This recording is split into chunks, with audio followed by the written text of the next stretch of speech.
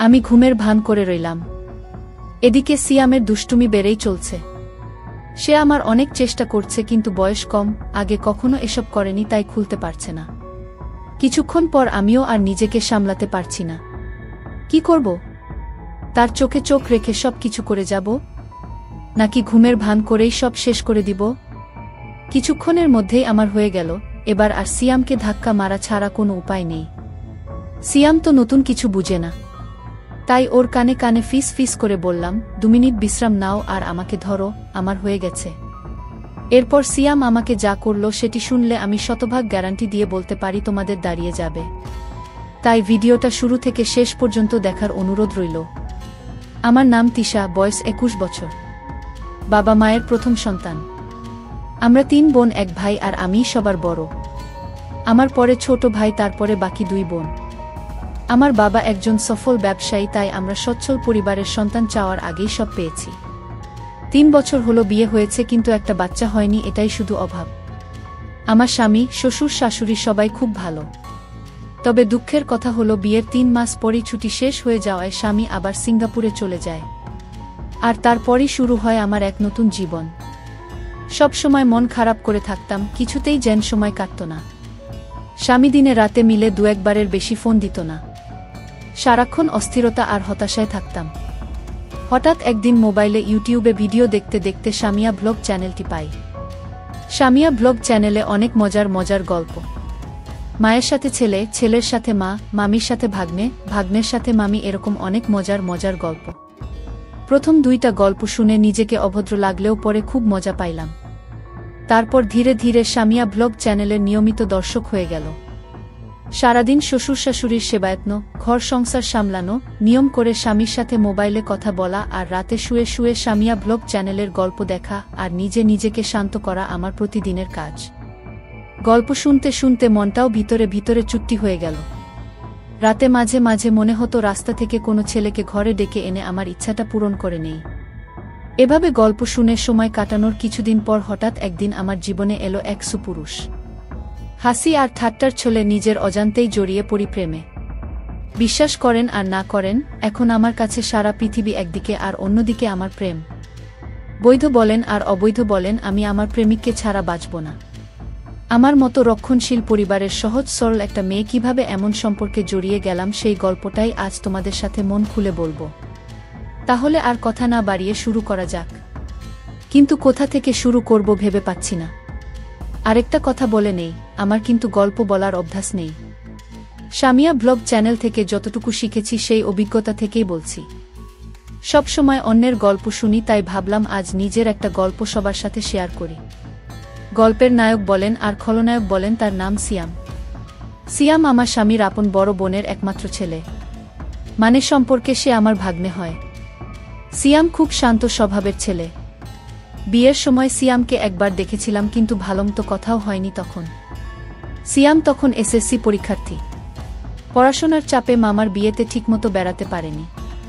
সিয়ামদের বাড়ি গ্রামের দিকে, তাই এসএসসি পরীক্ষায় পাশ করার পর সিয়াম আমাদের বাড়িতে, মানে আমার শ্বশুর বাড়ি থেকেই পড়াশোনা করত। আমাদের বাড়ি থেকে সিয়াম যেই কলেজটায় ভর্তি হয়েছে তার দূরত্ব ছিল মাত্র 10 মিনিটের। সিয়াম প্রতিদিন সাইকেলে চড়ে কলেজে যেত। আমার শ্বশুর বাড়িতে ঘর ছিল মাত্র একটি। তবে সিয়ামের পড়ালেখার কথা চিন্তা করে বড় ঘরটার পাশে ছোট একটা পড়ার ঘর তৈরি করে দেয়া হয়েছিল। ঘরটায় চেয়ার টেবিল সহ একটা খাটিয়াও ছিল। তবে রাতে সিয়াম বড় ঘরটার একটা রুমে থাকত।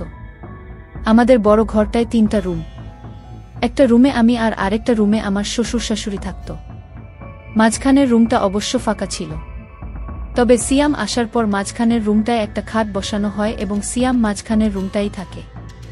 রাতে পড়া শেষ করে এসে মাঝখানের রুমটায় ঘুমায়। সিয়াম খুব মেধাবী, এসএসসিতে সে A+ পেয়েছে। সিয়াম কথাবার্তা খুব কম বলে। প্রয়োজন ছাড়া কারো সাথে কথা বলে না, এমনকি তার নানা নানির সাথেও না। আর আমার দিকে তো ঠিকমতো তাকাই না। আমার শ্বশুর শাশুড়ি বয়স্ক মানুষ, সারাক্ষণ ঘরেই থাকেন। শ্বশুর চশমা ছাড়া ঠিকমতো চোখে দেখে না, আর শাশুড়ি হাতির মতো মোটা শরীর নিয়ে নড়তেই পারে না। সারাক্ষণ বিছানায় শুয়ে শুয়ে পান চিবায়। শ্বশুর দিনের বেলায় এদিকে ওদিক গেলেও শাশুড়িকে আজ পর্যন্ত ঘরের বাহিরে যেতে দেখি নাই। সে যাই হোক, সিয়াম আমাদের বাড়িতে এসেছে 20 দিন হলো। এখন অবধি আমার সাথে ঠিকমতো কথাই বলেনি। আমাকে খুব লজ্জা পায়।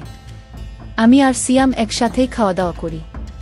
শ্বশুর শাশুড়ির খাবার তাদের বিছানার উপর দিয়ে আসি আর আমি সিয়াম একসাথে খাই। সিয়াম বাড়িতে আসার পর আমার সামিয়া ব্লগ চ্যানেলের গল্প দেখা আর হচ্ছে না। কারণ পড়া শেষ করে এসে কখন ডাক দিয়ে বলবে মামি দরজা খোলো। তাই সারাক্ষণ তার অপেক্ষায় থাকতাম। সে খুব পড়াশোনা করত আর রাত 10টার আগে খেতে আসত না। মাঝে মধ্যে তো 11টা-12টা পর্যন্ত পড়ত। আমি প্রায়ই ঘুমিয়ে যেতাম। সিয়াম তখন সামনের দরজায় ডাক দিয়ে না পেয়ে ঘরের বাম সাইডের দরজায় এসে ডাকত। অর্থাৎ আমি যেই রুমটায় ঘুমাতাম ঠিক ওই রুমটার বাহিরের দরজার দিকে এসে ডাকত। তখন আমি লাফিয়ে উঠে গিয়ে দরজা খুলতাম। একদিন সিয়াম অনেক রাত পর্যন্ত পড়ল। তা প্রায় রাত 12টা কি 12:30 হবে, তখন আমি ঘুমে বিভোর। সিয়াম এসে প্রায় 10-15 মিনিট ডাকাডাকি করেও আমাকে জাগাতে পারছিল না। উপায় না পেয়ে সে রান্নাঘর থেকে মাছ ধরার ছিপ দিয়ে জানালার ফাঁক দিয়ে আমাকে গুতা মারল। আমি লাফিয়ে উঠলাম। তারপর গিয়ে দরজা খুলে দিলাম। আমি ভাত খাওয়ার জন্য বাসন পরিষ্কার করতে চাইলে সিয়াম বলল, মামি আমি ভাত খাবো না, তুমি শুয়ে পড়ো। আমি বললাম, কেন? ভাত খাবে না কেন? ভাত না খেয়ে কেউ রাতে ঘুমায়? সিয়াম বলল, না, তোমার চোখে অনেক ঘুম। এমনিতেই তোমাকে রোজ রাত জাগিয়ে কষ্ট দেই, আজ অনেক রাত হয়েছে, এবার তুমি শুয়ে পড়ো, আমি সকালে উঠে খাবো।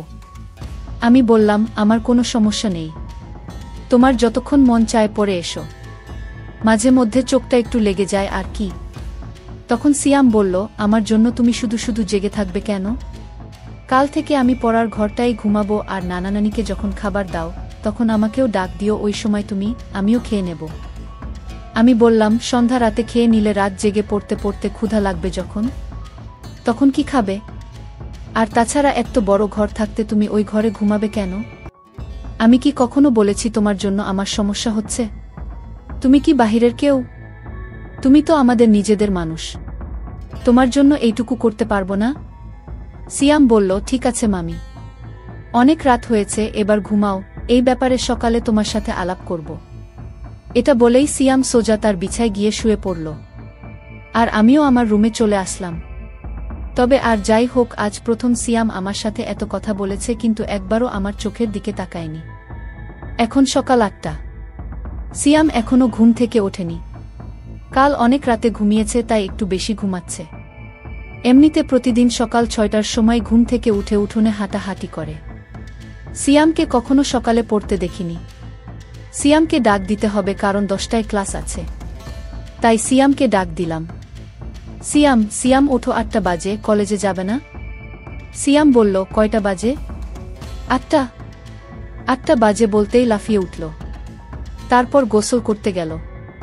মিনিট 10কের মধ্যে গোসল শেষ করে নাস্তা খেয়ে সোজা কলেজে চলে গেল। এরপর ঠিক 2টার সময় কলেজের ক্লাস শেষ করে বাসায় ফিরল। মাঝে মধ্যে অবশ্য 12টা-1টার দিকেও চলে আসে। পড়ার ঘরে বই খাতা রেখে গোসলখানায় হাত মুখ ধৌত করতে গেল। এদিকে আমি খাবার নিয়ে বসে আছি। সিয়াম ঘরে আসলো। তারপর আমার দুজনে একসাথে দুপুরের খাবার খেলাম। খাবার খাওয়ার সময় কোনো কথা হলো না। শুধু জিজ্ঞেস করেছিলাম কলেজে ঠিকমতো ক্লাস হয় কিনা। বাচ্চা ছেলের মতো মাথা নেড়ে শুধু বলেছিল হ্যাঁ, শুধু এইটুকুই। খাবার খেয়ে সিয়াম তার পড়ার ঘরে গিয়ে শুয়ে রইল। সিয়াম অবশ্য দিনের বেলা ওই ঘরটায় ঘুমায়। সন্ধ্যা হয়ে গেল। সিয়াম ঘুম থেকে উঠছে না। আমি পড়ার ঘরটায় গিয়ে সিয়ামকে ডাক দিলাম। আমার